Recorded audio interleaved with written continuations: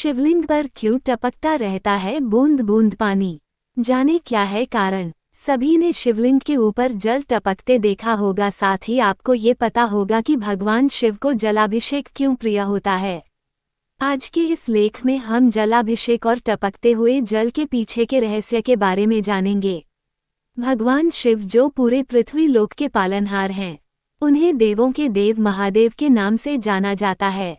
आप सभी शिव मंदिर जाते हैं और आपने ये तो देखा होगा कि शिवलिंग के ऊपर तांबे या मिट्टी के कलश से जल की बूंद टपकते रहती है।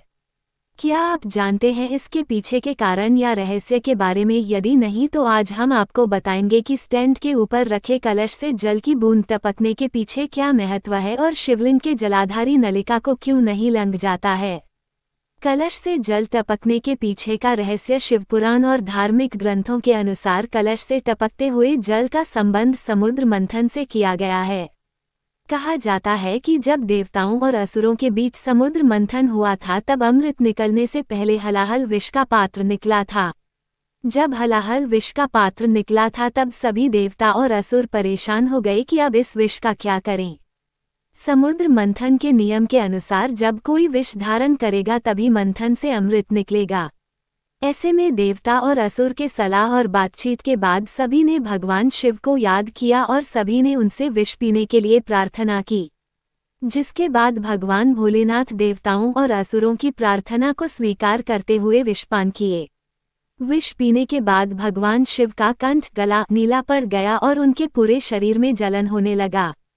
तब उनके सिर और शरीर को ठंडा एवं शांत करने के लिए उनके ऊपर जलाभिषेक किया गया। पानी डालने से उन्हें जलन से राहत मिली, जिसके बाद से उन्हें जलाभिषेक अत्यंत प्रिय हो गया। विष धारण करने के बाद जब उनका कंठ नीला पड़ गया तब भगवान शिव का नाम नीलकंठ पड़ा। कलश और स्टैंड का महत्व। मान्यता है कि 3 पाए वाले स्टैंड में त्रिदेव यानी ब्रह्मा, विष्णु और महेश का वास होता है और तांबे के कलश से चढ़ाया हुआ जल गंगाजल के समान माना गया है। इसलिए मंदिरों और शिवालय में 3 पाए वाले स्टैंड में तांबे का कलश रखा जाता है। इसके अलावा गर्मियों में कई जगह तांबे के पात्र के बजाय मिट्टी के घड़े में पानी भर कर रखा जाता है। इसके पीछे लोकमान्यता है कि गर्मियों में मिट्टी के बर्तन में रखा पानी अन्य पात्र के अलावा ज़्यादा शीतल रहता है, इसलिए मिट्टी के बर्तन का इस्तेमाल किया जाता है।